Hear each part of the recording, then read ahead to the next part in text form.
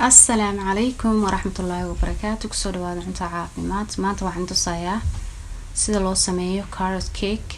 Cake-gan aad u fudud yahay, waadna ka heli doontaan. waxyaalaha aan ku daray iyo sidaan u diyaariyayna waa la arki doontaan insha Allah taala. marka baaqolkaas waxa igu jiray 3 koob oo bur ah. waxaan ku soo darsaday teaspoon baking powder, half a teaspoon baking soda, teaspoon salt, tablespoon cinnamon, teaspoon ginger.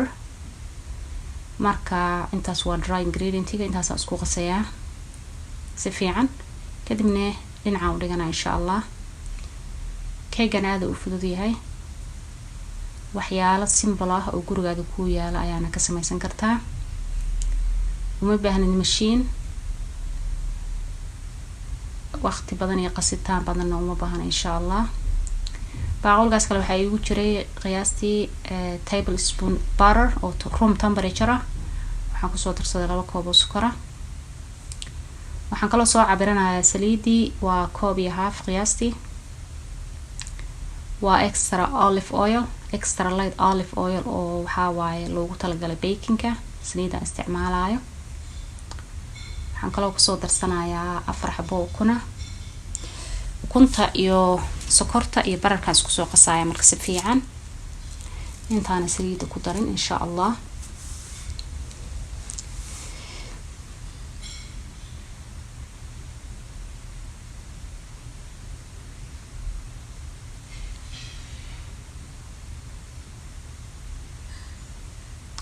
saliidi waa ku soo daray, si fiican u soo qasay waxa dhan. hadda waa diyaar. qasida waa iga soo dhamaatay. qasideeda waqti dhan ma qaadanayso, 3 minutes waxa dhan in la isku soo dardaro. qaado vanilla aan ku soo daray iyo 1 koob oo chopped walnuts ah. marka insha Allah burkii aan ku soo daray, hadda aan ku soo darayaa iyo carrot hal mar aan ku wada darayaa. marka cake-gan wuxuu kaga duwan yahay cake kaleeto. karootada waa u jeedaa sida u badan tahay, qiyaastii adiga 4 koob camal waaye. marka waa u jeedaa sida color uga dhigtay wixii oo dhan. marka insha Allah taala inay natiijo fiican hadii aad rabto inaad ka heshid waa inaad si fiican aad karootada u badisid. hadda labadan weel aan ku kala gelinayaa oo kala qaybinayaa calashaan. marka insha Allah baraan soo mariyay labadoodaba. ovenka wuu ii daaran yahay preheating 350. insha Allah waxaan bay gareynayaa 25 to 30 minutes. hadda marka waxaan sameysanayaa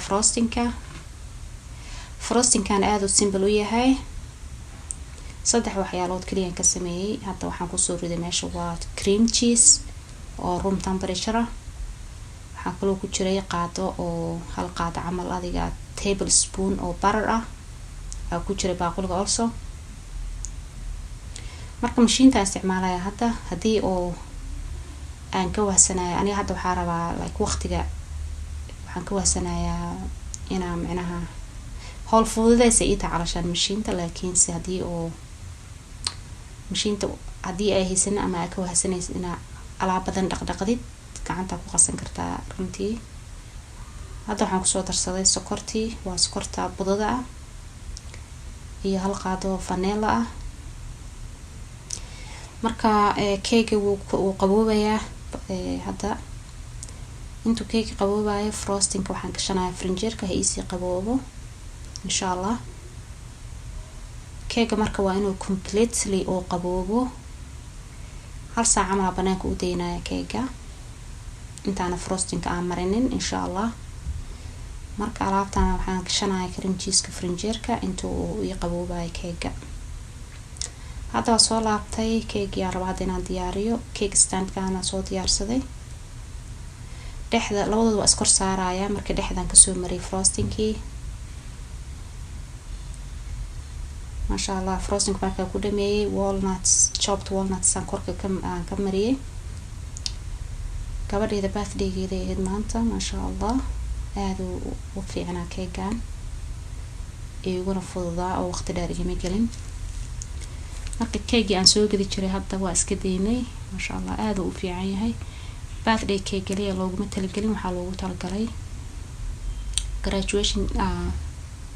graduation dayska haddii oo xalfad laga marti qaado oo aadis meel oo kaleeto waa geyn kartaa waxyaalo badan oo samaysan kartaa reerkaada oo sameyn kartaa habeen special oo cashada after cashada wax yar adoona saaid u badanaynin kaaga sokorta waa ku yareyn kartaa masha Allah waxa ku jira waa ogtahay marka maadaama oo cake aan soo gadi jiray hadda waan iska dhaafi doonaa insha Allah waxa ka dambeeyo cake damba ma soo gadaayay idinkaan ka faa'iideysta aad u fududahay karintiisa waqti kaama galaayo waxyaalaha aan ka sameeyay waa ujeedin waa wax simple oo gurigaada ku yaala oo everyday waxa isticmaashada gurigaada ku yaala ka sameyn kartaa video haddii aad ka heshay walaalaha kala share gareeya waa ku mahadsantihiin daawashadiina. Wassalaamu calaykum.